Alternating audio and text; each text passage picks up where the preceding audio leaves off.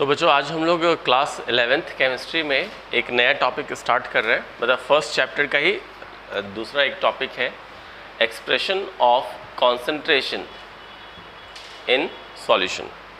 Solution का मतलब हम लोग जानते हैं, एक्सप्रेशन का मतलब क्या हुआ, एक्सप्रेस करना, यानी कि अभिव्यक्ति, कैसे हम उसको रिप्रेजेंट करेंगे, कैसे दिखाएंगे। कॉन्सेंट्रेशन का क्या मतलब हुआ, सांद्रता बोलते हैं हिंदी में, ठीक है। यानी कि कोई भी जैसे सॉल्यूशन हम लोग बनाते हैं, ठीक है ना, सॉल्यूशन, हाँ सॉल्यूशन जो हम लोग बनाते हैं, जैसे कि सपोज़ कोई सॉल्यूशन है यहाँ पे, ठीक है, तो उसमें जैसे ए और बी मिला के बना दिए, ठीक है। तो एक कोई सॉल्यूट होता है और एक सॉल्वेंट होता है। सॉल्यूट और सॉल्वेंट का क्या मतलब हुआ, जैसे कि पानी और चीनी का घोल बना रहे हैं, सॉल्यूशन बना रहे हैं, ठीक है, तो चीनी उसमें सॉल्यूट कहलाता है ना। और जो ज़्यादा अमाउंट में रहता है, जिसमें कोई चीज़ घुलता है, उसको हम लोग सॉल्वेंट कहते हैं, ठीक है। तो मैं यहाँ पर सॉल्यूट को बी लिख रहा हूँ और सॉल्वेंट को ए लिख रहा हूँ, ठीक है। सॉल्यूट और सॉल्वेंट का मतलब क्लियर है, ठीक है ना। सॉल्यूट मतलब जो घुलता है, सॉल्वेंट का मतलब जिसमें कोई चीज़ घुलता है, ठीक है। तो अमूमन क्या होता है जनरली कि सॉल्वेंट का जो अमाउंट होता है वो ज़्यादा होता है, ठीक है। तो देखिए, तो कहने का मतलब कॉन्सेंट्रेशन जब हम कहते हैं तो कॉन्सेंट्रेशन का मतलब क्या हुआ, सांद्रता, ठीक है। यानी कि कोई भी सॉल्यूट जैसे है, किसी भी सॉल्यूशन के अंदर जो सॉल्यूट प्रेजेंट है उसका मात्रा हम कैसे बताते हैं सॉल्यूशन में, ठीक है। तो प्रति इकाई वॉल्यूम में कितना है सॉल्यूट, इस तरह से हम लोग बोलते हैं। तो उसका एक अलग अलग तरीका है। जैसे कि होता है कि दो जगह की दूरी को या दो पॉइंट की दूरी को हम लोग मीटर में बता सकते हैं, सेंटीमीटर में बता सकते हैं, है ना, किलोमीटर में बता सकते हैं, इस तरह से होता है। तो किसी भी चीज़ को एक्सप्रेस करने के लिए, मतलब अभिव्यक्त करने के लिए अलग अलग इकाई होता है। उसी तरह से सॉल्यूशन का जो कॉन्सेंट्रेशन है उसको भी एक्सप्रेस करने के लिए, अभिव्यक्त करने के लिए अलग अलग इकाई है, ठीक है। अब जैसे कि मान लेते हैं फॉर एग्ज़ाम्पल हमने दो सॉल्यूशन बनाए, दो शरबत बनाते हैं, ठीक है। दो ग्लास है और उसमें शरबत बनाए। एक मान लेते हैं कि ज़्यादा मीठा है और एक कम मीठा लग रहा है, फीका लग रहा है। तो हम क्या बोलते हैं कि जो ज़्यादा मीठा है जैसे, तो बोलेंगे वो हाईली कॉन्सेंट्रेटेड है, यानी ज़्यादा कॉन्सेंट्रेटेड है, ठीक है। यानी कि प्रति इकाई वॉल्यूम में, सॉल्यूशन का जो वॉल्यूम है प्रति इकाई में सॉल्यूट का अमाउंट ज़्यादा है। सॉल्यूट का अमाउंट अगर ज़्यादा है तो ज़्यादा मीठा लगेगा, है ना। तो हम बोलेंगे कि वो उसका कॉन्सेंट्रेशन ज़्यादा है, समझ गए। जो फीका लगेगा इसका मतलब क्या हुआ, प्रति इकाई वॉल्यूम में सॉल्यूट का अमाउंट कम है। अगर हम पानी बराबर रखें दोनों ग्लास में, सेम ग्लास है और दोनों में पानी का मात्रा बराबर है, एक में हम 1 चम्मच चीनी डालें और एक में हम 10 चम्मच चीनी डालें, तो 10 चम्मच वाला ज़्यादा मीठा लगेगा। तो हम बोलेंगे कि उसका कॉन्सेंट्रेशन ज़्यादा है। 1 चम्मच वाला बहुत फीका लगेगा, बोलेंगे कि उसका कॉन्सेंट्रेशन बहुत कम है। ये बात क्लियर है। तो ज़्यादा कॉन्सेंट्रेशन का मतलब और कम का मतलब क्लियर है। अच्छा, तो ये बात तो हम लोग समझ गए, ठीक है। तो अब यहाँ पे हम लोग ज़रा सा देखेंगे कि कैसे हम लोग कॉन्सेंट्रेशन को एक्सप्रेस करते हैं, ठीक है। एक तरीका है मास परसेंट, ठीक है, ध्यान देंगे, है ना, मास परसेंट। इसको हम लोग ऐसे भी लिखते हैं W/W, ठीक है। W का मतलब यहाँ पे मास है, W का मतलब क्या है, मास है, ठीक है। तो मास परसेंट बोलना चाहिए, ठीक है। अमूमन मैंने एक दिन कहा था कि मास को वेट करके लिख देते हैं, बट टेक्निकली क्या अंतर है बताया था शायद किसी दिन, मास और वेट में क्या अंतर है बताया था ना, नहीं बताया था, तब डिटेल में बताया था। तो मास परसेंट या W/W ऐसे भी लिखते हैं। इसका क्या मतलब हुआ, इसका मतलब हुआ मास ऑफ सॉल्यूट। ये सब एकदम ध्यान से समझना है ना, क्योंकि ये हमेशा काम आता रहेगा और इस समय डाउट रहेगा तो आगे भी डाउट हो जाएगा। तो mass of solute by mass of solution, ठीक है, इनटू 100, क्योंकि परसेंट बोल रहे हैं। अगर मास को हम लोग W से लिखते हैं तो W सॉल्यूट के लिए B लिख दिए, ऐसे कर दिए, यानी मास ऑफ सॉल्यूट हो गया। मास ऑफ सॉल्यूशन, तो मास लिख दिए, सॉल्यूशन ए और बी मिला के बनाए ना, लिख दिए, इनटू 100 कर दिए। ठीक है, कोई डाउट नहीं है। तो ये तो फॉर्मूला हो गया। ठीक है, अब जैसे एग्जाम्पल के तौर पे मान लेते हैं, समझाने के लिए मैं बता रहा हूँ ये चीज़। सपोज़ कि ऐसे लिखा हुआ है 2% सॉल्यूशन, कोई भी सॉल्यूशन के बारे में लिखा हुआ है 2% सॉल्यूशन बाय मास, ऐसे लिखा हुआ है। ठीक है, या फिर ऐसे भी हो सकता है 2% W/W ब्रैकेट में लिख दिया, दोनों का मतलब एक ही हुआ। ठीक है, तो अगर ऐसा लिखा है इसका क्या मतलब होगा, 2% यानी कि 100 में 2% का तो मतलब वही होता है 100 में 2, यानी अगर टोटल 100 है तो उसका हिस्सा 2 है। एक आम भाषा में ऐसा बोल सकते हैं। कोई सब्जेक्ट में अगर मान लेते हैं 2% नंबर आया, इसका क्या मतलब होगा कि 100 नंबर का परीक्षा हुआ और उसमें नंबर कितना आया, 2, यही ना मतलब हुआ 2% का। तो टोटल यानी कि 100 है, तो टोटल जो है यहाँ पे क्या है, A+B। ठीक है, यानी सॉल्यूशन। तो टोटल अगर सॉल्यूशन है तो सॉल्यूशन 100 है, तो परसेंट जो बोला जा रहा है वो किसका, सॉल्यूट का ना। तो सॉल्यूट कितना है, 2। तो अगर हम ग्राम में मान लीजिए बोलते हैं तो क्या बोलेंगे कि 2 ग्राम सॉल्यूट मौजूद है 100 ग्राम सॉल्यूशन में। ठीक है, तब ना परसेंट वो होगा। तो या फिर ऐसे इसको देखिए, ऐसे समझ सकते हैं, इसका मतलब क्या निकलेगा कि मास ऑफ सॉल्यूट 2 ग्राम है, तो मास ऑफ सॉल्यूशन कितना है, 100 नहीं है, टोटल 100 में ना 2, तो वो हो गया। तो अगर हम यहाँ से मास ऑफ सॉल्वेंट, ए का मतलब क्या है, सॉल्वेंट ना, तो सॉल्वेंट अगर निकालना चाहें तो कैसे निकलेगा, टोटल सॉल्यूशन में से बी हटा देंगे तो ए बचेगा ना, तो सॉल्यूशन माइनस बी। आई बात समझ में। तो ये जो 2% सॉल्यूशन दिया हुआ है बाय मास, यानी मास के हिसाब से, तो उससे हम लोग मास ऑफ सॉल्यूट पता कर सकते हैं, मास ऑफ सॉल्यूशन पता है और मास ऑफ सॉल्वेंट पता है। ये 3 चीज़ हम लोग को पता है।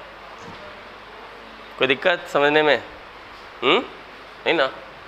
इसी तरह से हम लोग और भी कर सकते हैं कोई भी चीज़ का। इसी को अगर ऐसे भी समझ सकते थे, देखिए 2% जब बोलते हैं यानी कि 2/100 इंटू 100, तो 2% होगा। इधर 2% को ऐसे लिख सकते हैं ना, 2/100 इंटू 100।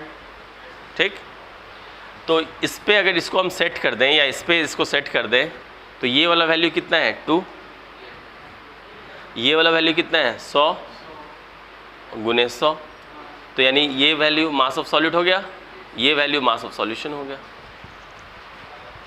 क्या कोई डाउट? समझे सब लोग?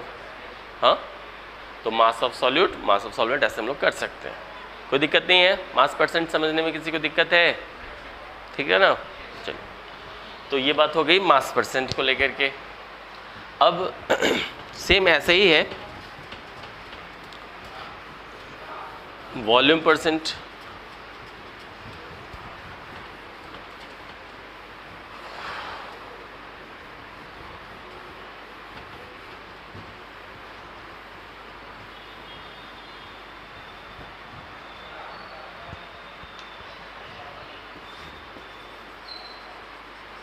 वॉल्यूम परसेंट कैसे लिखेंगे?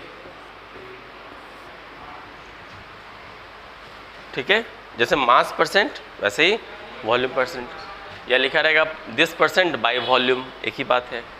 तो जैसे कि यहाँ पे क्या हो जाएगा फॉर्मूला फिर, volume of solute by volume of solution into, ठीक है, ऐसे होगा।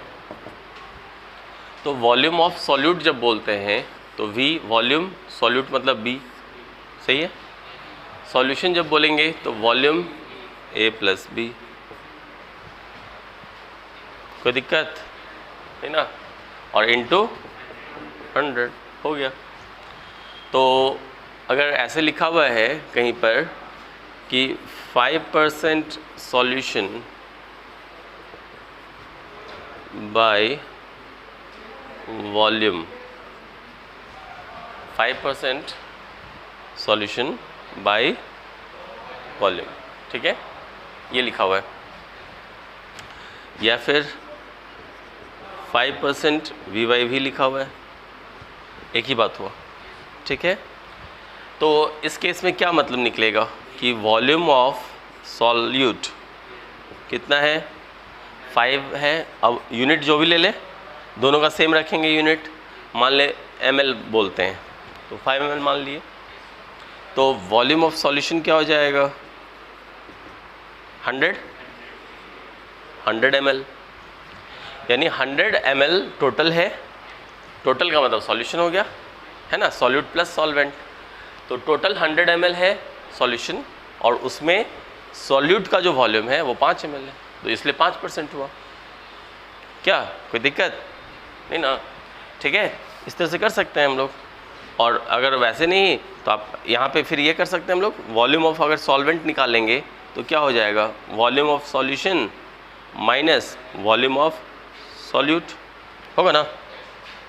तो सॉल्यूशन हो गया 100 और ये हो गया -5, तो कितना आ जाएगा 95 ml। क्या कहीं कोई दिक्कत, बिल्कुल नहीं, समझ रहे हैं सब लोग, ठीक है। वैसे ही हम लोग ये कर सकते हैं, अगर फॉर्मूला वाइज देखें तो 5% लिखा हुआ है, इसका मतलब 5/100 इंटू 100, तो ये वैल्यू जो है ये वैल्यू है, तो VB = 5 लिख सकते हैं, ठीक। ये वैल्यू ये वाला है, यानी टोटल सॉल्यूशन का वॉल्यूम हो गया 100, सिंपल। और परसेंटेज निकाल रहे हैं इसलिए 100 से इंटू किए। क्या कोई दिक्कत है, इस तरह से करते हैं, ठीक है। तो ये सेकंड नंबर था, है ना। हम लोग जो कॉन्सेंट्रेशन को एक्सप्रेस कर रहे हैं उसमें एक तरीका पहला जो था वो क्या था, मास परसेंट, दूसरा क्या है, समझ गए, कोई दिक्कत। चलिए, तो ये तो बातें हो गई, अब हम लोग आगे बढ़ते हैं।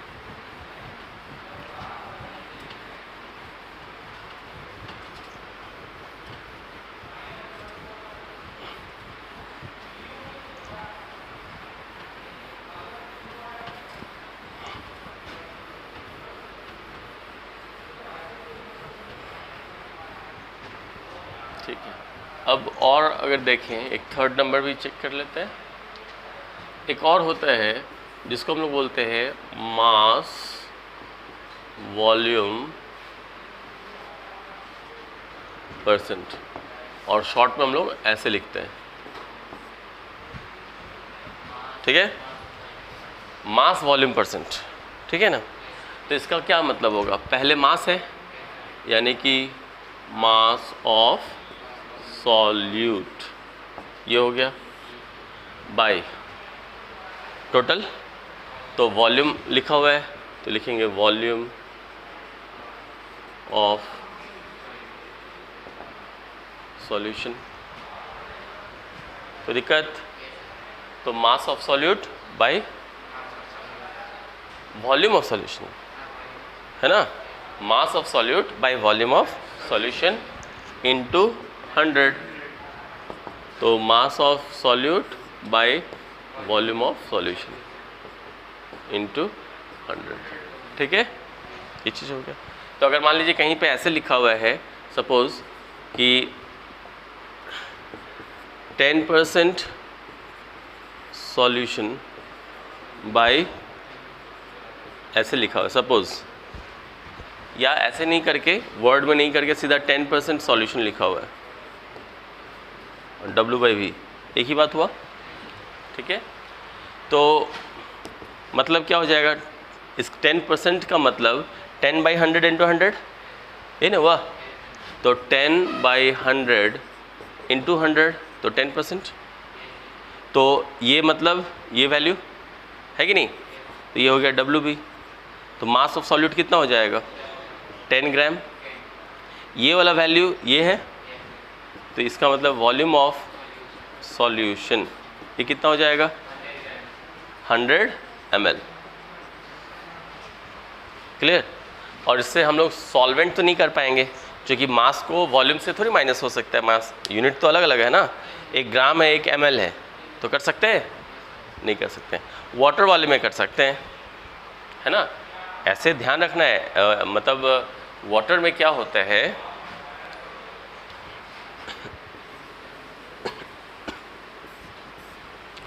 बाकी लिक्विड से वाटर का केस थोड़ा अलग होता है, बाकी लिक्विड से वाटर का केस अलग होता है।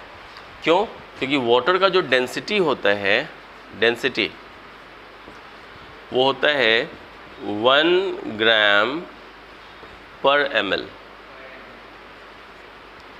ये डेंसिटी होता है वाटर का, बाकी लिक्विड का अलग अलग होता है, ठीक है। तो इसका क्या मतलब हुआ सॉरी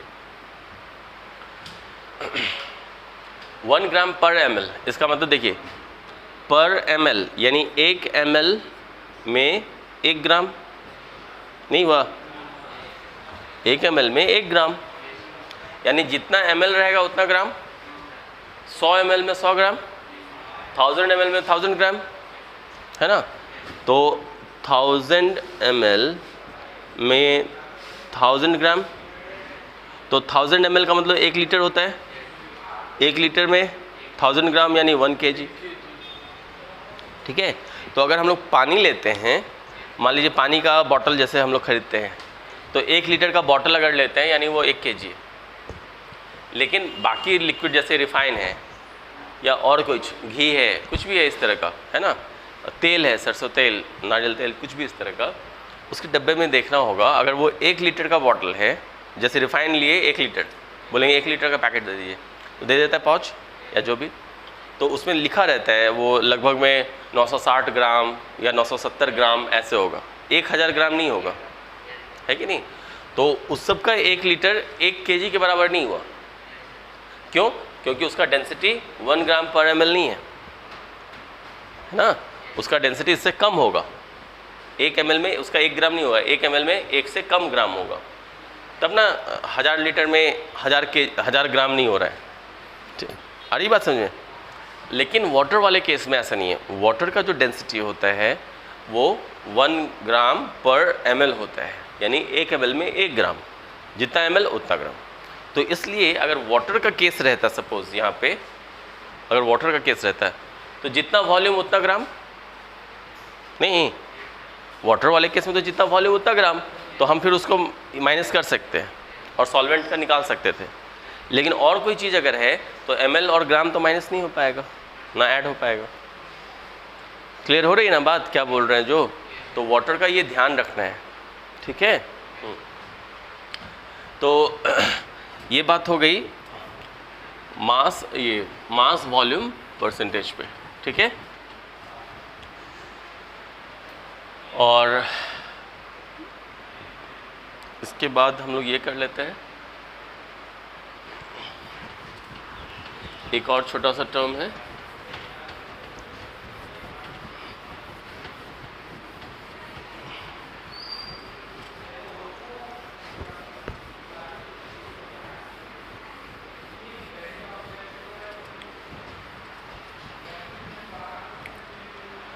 एक जो नेक्स्ट एक और टर्म हम लोग ले सकते हैं यहाँ पे, वो है पार्ट्स पर मिलियन, ठीक है। शॉर्ट में हम लोग बोलते हैं ppm,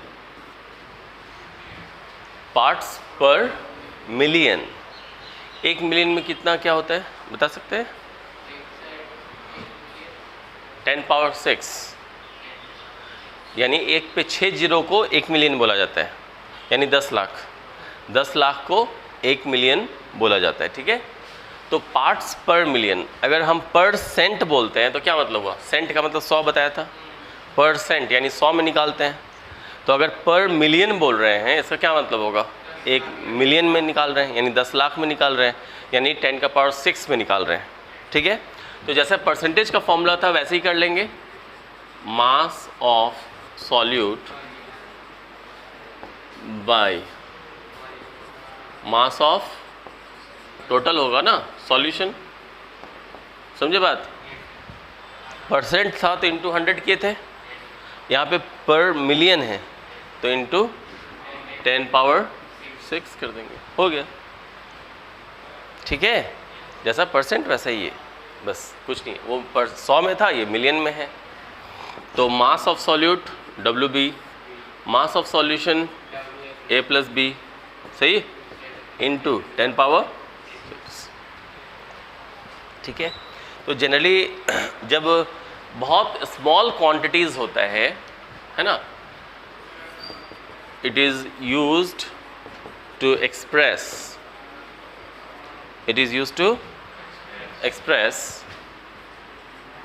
very small quantities। जैसे कहीं कहीं सुनते होंगे पानी में कुछ इम्प्योरिटीज़ रहता है ना। झारखंड के जैसे बहुत सारे ज़िलों में पानी में आर्सेनिक रहता है, ठीक है, या जो पानी में और छोटे छोटे बहुत सारे कुछ कण हो सकते हैं किसी मिनरल्स वगैरह के, तो वो सब बहुत कम मात्रा में होता है ना, उसका एक्सप्रेशन बहुत कम मात्रा में होता है। तो उस सब को हम लोग ppm में जनरली डिनोट करते हैं, 1 ppm 2 ppm, इस तरह से। आ रही बात समझ में? ठीक है, इस तरह से होता है। ठीक, तो ये पार्ट्स पर मिलियन। कोई डाउट है इसमें? कोई दिक्कत नहीं? ठीक है, तो हम लोग एक्सप्रेशन ऑफ कॉन्सेंट्रेशन कर रहे हैं, इसमें हम लोग बात कर रहे थे पार्ट्स पर मिलियन की। अब एक नेक्स्ट इसके बाद देखते हैं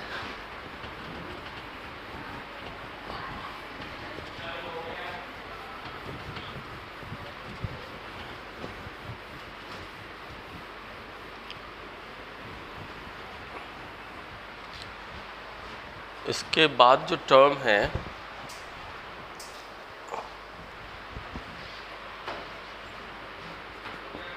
वो है मोलैरिटी। मोलैरिटी जो होता है इसको हम लोग कैपिटल M से डिनोट करते हैं, मोलैरिटी को। ठीक है, मोलैरिटी होता क्या है? Moles of solute by volume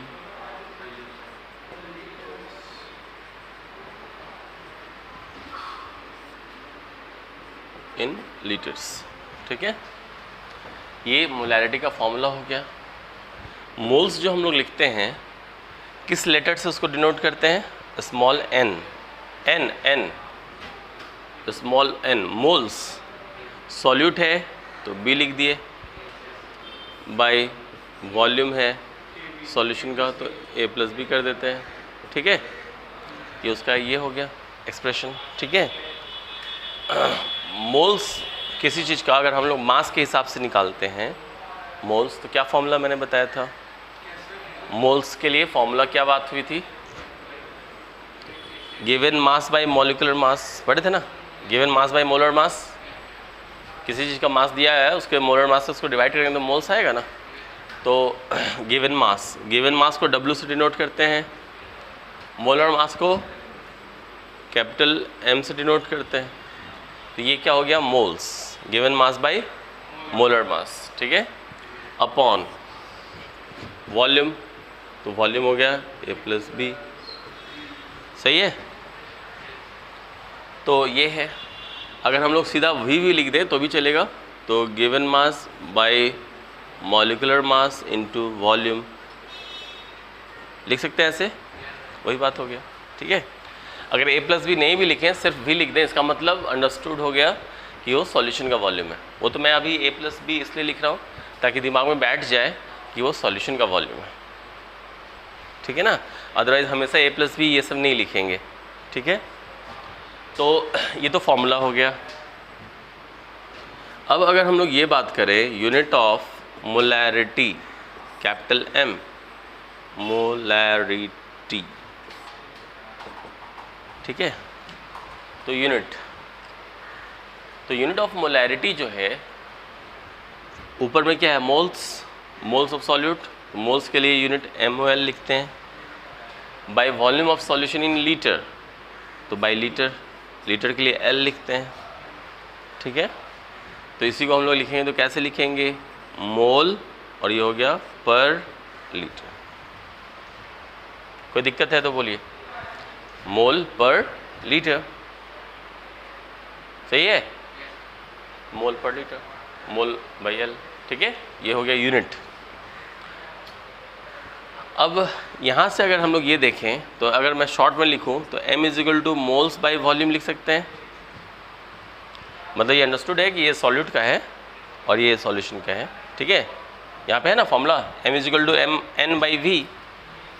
तो यहाँ से अगर ये देखें तो मोल्स इज इक्वल टू ये v इससे इंटू हो जाएगा, तो मास ये मोलैरिटी इंटू वॉल्यूम होगा, नहीं होगा,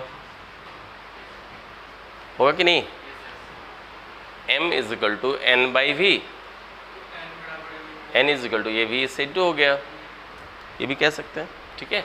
अगर हमको मोल्स निकालना है और ये दोनों चीज़ें दी हुई हैं तो हम कर सकते हैं, ठीक है। ध्यान रखना है क्या कि वॉल्यूम लीटर में है, अगर ml में दिया है तो उसको लीटर में बदल सकते हैं। क्या करेंगे, अगर ml में वॉल्यूम दिया हुआ है और उसको लीटर में बदलना है तो क्या करेंगे, क्या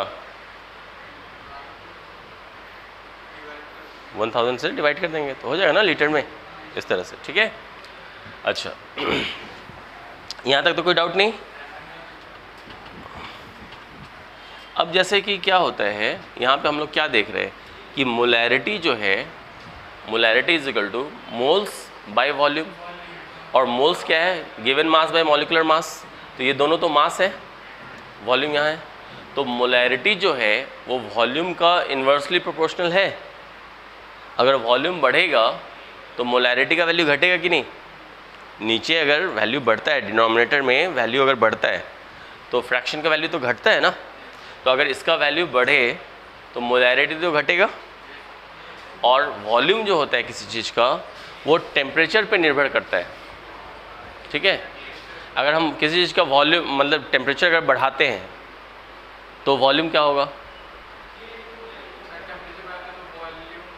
बढ़ता है, एक्सपैंड करता है, वॉल्यूम बढ़ता है, ठीक है। अगर टेम्परेचर घटाते हैं, ठंडा करते हैं, घटाने का मतलब क्या होगा, ठंडा करना, अगर ठंडा करते हैं या घटाते हैं टेम्परेचर तो क्या होगा, वॉल्यूम कम होगा, ठीक है। तो टेम्परेचर और वॉल्यूम का डायरेक्ट रिलेशन होता है अगर प्रेशर कांस्टेंट है तब, ठीक है।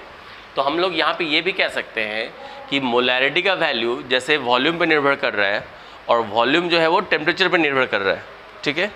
तो क्या होता है कि अगर किसी मतलब जगह पे टेम्परेचर मान लीजिए आगे पीछे होता है, ठंडा से गर्मी हो गया, गर्मी से ठंडा हो गया, तो सॉल्यूशन अगर मोलैरिटी में लिखा हुआ है तो उसका वैल्यू तो चेंज हो जाएगा, क्योंकि टेम्परेचर चेंज होने से ये चेंज हो रहा है और इसके चेंज होने से मोलैरिटी चेंज हो जाएगा, है ना।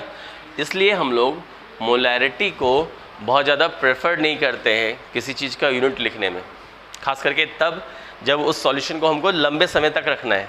अगर सपोज़ मुझे कोई सॉल्यूशन बनाना है, मैंने बना दिया, उसका कॉन्सेंट्रेशन लिख दिया, उस पर 5 मोलैरिटी उसका 5 है, ठीक है, और उसको हम दिसंबर में एग्ज़ाम में, प्रैक्टिकल एग्ज़ाम में यूज़ करने जा रहे हैं, तो क्या होगा, अभी गर्मी है, दिसंबर में ठंड हो जाएगा बहुत, तो जो वॉल्यूम है वो ठंड के चलते क्या होगा, थोड़ा कॉन्ट्रैक्ट कर जाएगा, यानी कम हो जाएगा हल्का।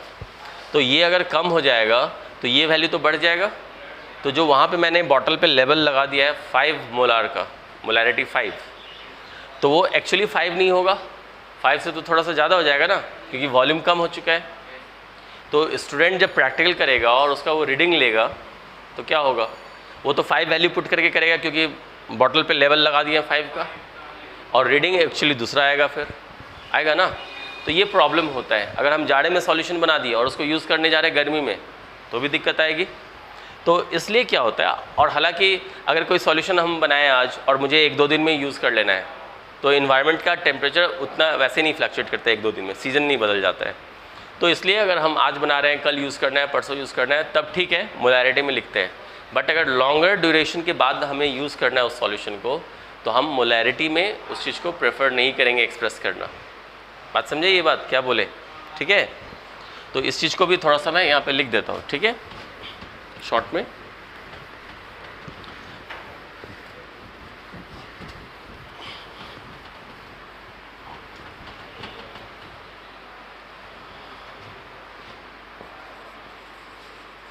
Molarity is not preferred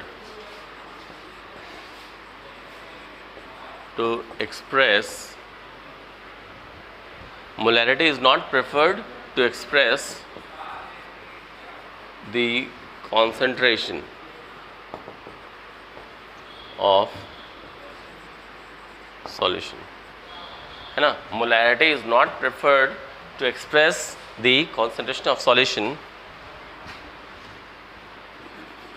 because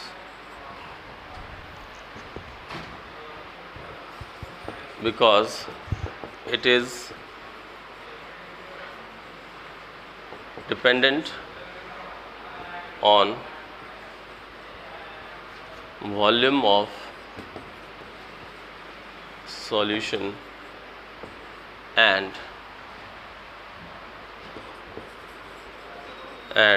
volume of solution changes with temperature, है ना। सॉल्यूशन का जो वॉल्यूम होता है वो टेम्परेचर के साथ चेंज करता है, और टेम्परेचर के साथ चेंज किया वॉल्यूम तो मोलैरिटी चेंज हो जाता है ना। इसीलिए हम लोग मोलैरिटी को करते तो हैं यूज़, ठीक है, बट हम उतना प्राथमिकता नहीं देते हैं, प्रेफर नहीं करते उतना, ठीक है। कोई दिक्कत यहाँ तक?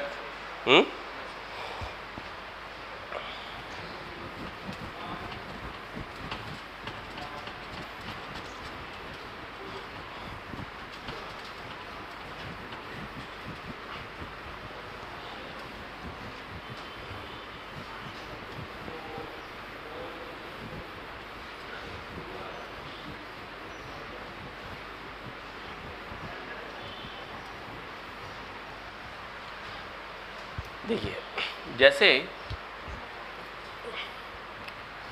कोई एक सॉल्यूशन मैंने ले लिया इसमें, ठीक है, सॉल्यूशन 1 है मान लेते हैं, है ना। कोई एक दूसरा सॉल्यूशन मैंने ले लिया इसमें, सॉल्यूशन 2 कह देते हैं, ठीक है, ठीक है। तो अब अगर मान लेते हैं इसमें, मान लेते हैं सपोज़ कीजिए कि चीनी और पानी का घोल बना दिया, वो भी एक सॉल्यूशन है, तो वो सॉल्यूशन 1 है, ठीक। तो जो भी सॉल्यूशन बना है उसका कुछ तो मोलैरिटी होगा, कुछ भी मोलैरिटी होगा, तो M1 मान लिए मोलैरिटी ऑफ सॉल्यूशन 1, ठीक है।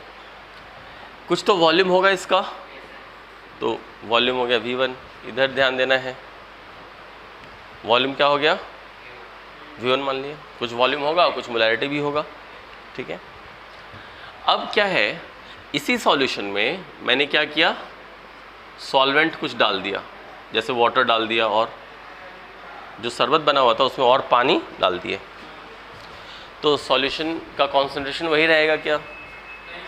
बदल जाएगा ना, यानी सॉल्यूशन उतना ही मीठा लगेगा, जब पानी डाल देंगे और तो नहीं लगेगा, फीका हो जाएगा थोड़ा। फीका होने का मतलब क्या हुआ, कॉन्सेंट्रेशन बढ़ गया कि घट गया? घट गया ना। तो जो दूसरा सॉल्यूशन है जो अब बना, उसका कॉन्सेंट्रेशन कम हो जाएगा, यानी मोलैरिटी कम हो जाएगा।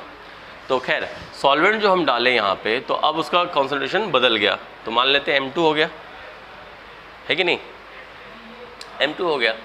तो अब इसका वॉल्यूम क्या होगा, यहाँ पे अगर मान लेते हैं कुछ भी हम वॉल्यूम डाल देते हैं V, सपोज़ हम जो वाटर डाले या सॉल्वेंट डाले, तो कुछ तो उसका वॉल्यूम डाले हैं ना, कि नहीं डाले? कुछ तो वॉल्यूम डाले हैं। तो जो भी वॉल्यूम डाले हैं, अगर यहाँ पे मान लेते हैं कि V2 है फाइनल वॉल्यूम, तो क्या होगा यहाँ पे, लेकिन जो चीनी का अमाउंट है जितना, उतना ही यहाँ भी है।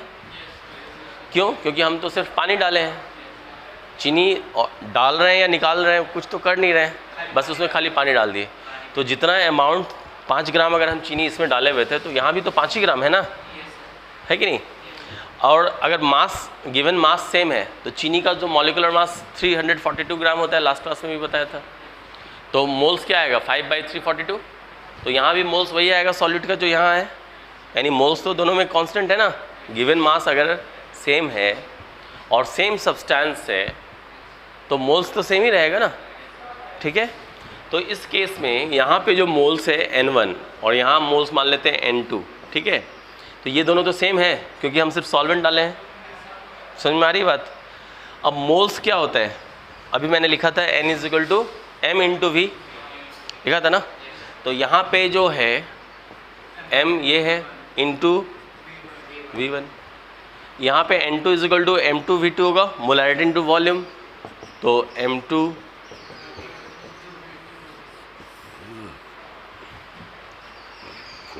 समझे ये बात।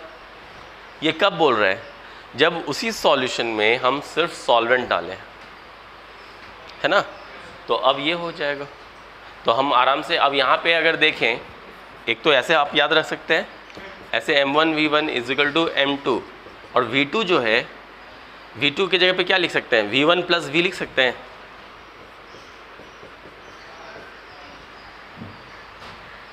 जो फाइनल वॉल्यूम पहले V1 था उसमें सॉल्वेंट हम V डाले, V वॉल्यूम, तो दोनों ऐड ना हो जाएगा इसमें क्या, ये नहीं समझ में आई बात। सॉल्यूशन जो बना हुआ है, मान लेते हैं ये 100 ml था और हम 50 ml पानी उसमें और डाल दिए, तो अब 150 ml हो गया ना, तो वही चीज़ हो गया। V2 जो फाइनल वॉल्यूम है वो है क्या, पहले से जो था और उसमें जितना डाले, सही है ना बात। इस तरह से, ठीक है। तो ये हम लोग कर लेंगे। एक और चीज़ सोच सकते हैं यहाँ पे, जैसे अगर एक सॉल्यूशन है 1, उसका मोलैरिटी ये है, वॉल्यूम ये है, दूसरा सॉल्यूशन है 2, उसका मोलैरिटी ये है और वॉल्यूम ये है। अब हम क्या किए, दोनों को मिला दिए, एक बड़ा सा बर्तन ले लिए और उसमें 1 वाला सॉल्यूशन भी डाल दिए, दूसरा वाला भी डाल दिए, ठीक है। दोनों आपस में रिएक्ट नहीं करना चाहिए, बस जैसे पानी और चीनी का शरबत है, एक अलग कॉन्सेंट्रेशन है, एक अलग कॉन्सेंट्रेशन है, ठीक है ना। मान लेते हैं इसमें वॉल्यूम सेम, जैसे कुछ भी रखें लेकिन सेम चीज़ का ही सॉल्यूशन है, ठीक है। और दोनों को मिला दिए तो एक नया सॉल्यूशन जो बनेगा तो उसका वॉल्यूम V3 मान लेते हैं। V3 क्या होगा, V1 + V2 होगा। मोलैरिटी जो भी होगा वो M3 मान लिए, नहीं M3 मान लिए, ठीक है। तो अब यहाँ पे देखिए क्या है, कॉन्सेंट्रेशन वैसे नहीं ऐड होता है। यहाँ पे जो मोल्स निकाले, मान लेते हैं N1 और यहाँ पे मोल्स निकाले N2, ठीक, यहाँ पे N3, तो ये प्लस ये = ये होगा, तो ये जो है वो M1V1 है प्लस M2V2 है कि नहीं, कोई दिक्कत यहाँ पे। तो पहले जो बात की हम लोग, एक सॉल्यूशन था उसमें सॉल्वेंट डाले, उसके लिए बात हो रही थी इधर, है ना। उस तरफ जो लिखे हैं ये, इसमें 2 सॉल्यूशंस हैं और दोनों को हम लोगों ने ऐड कर दिया है, ठीक है। तब फिर फाइनल क्या होगा उसके बारे में वो चीज़ था, ठीक है। यहाँ तक कोई दिक्कत नहीं ना, ठीक है। समझ गए ना।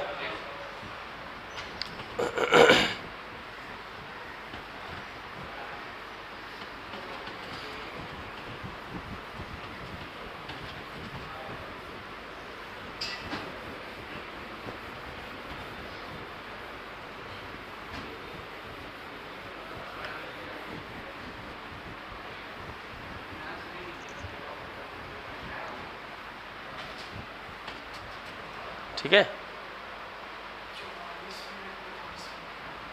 अब जैसे हम लोग कभी कभी बोलते हैं कि 1 मोलार सॉल्यूशन है, 1 मोलार सॉल्यूशन, इसी को हम लोग ऐसे भी लिखते हैं 1 M, ठीक है। इसका मतलब क्या हुआ, मोलैरिटी 1 है, ठीक है। इसका मतलब हुआ कि सॉल्यूशन जो है उसका मोलैरिटी 1। अब 1 कहने का मतलब यूनिट क्या होता है, मोल पर लीटर, यानी कि 1 मोल इन 1 लीटर, यही ना मतलब हुआ। 1 मोल पर लीटर का तो ये मतलब हुआ, यानी कि 1 लीटर में 1 लीटर सॉल्यूशन है, उसमें 1 मोल सॉल्यूट है। कोई दिक्कत है तो बोलिए, कोई दिक्कत है? इस तरह से, है ना। अब जैसे लिखते हैं 2 मोलार सॉल्यूशन, ठीक, 2 मोलार सॉल्यूशन, तो 2m लिखे। 2m जब लिखे तो इसका मतलब क्या हुआ, मोलैरिटी 2 है, यानी 2 मोल पर लीटर, यानी 1 लीटर सॉल्यूशन का है तो उसमें 2 मोल सॉल्यूट है। क्या कोई दिक्कत नहीं ना? उसी तरह से लिखते हैं ना। अगर हम लोग लिखेंगे सेमी मोलार सॉल्यूशन, इसका मतलब उस सॉल्यूशन का मोलैरिटी कितना है, 1/2, ठीक है। अगर लिखा हुआ है डेसी मोलार सॉल्यूशन है, इसका मतलब मोलैरिटी 1/10, समझे?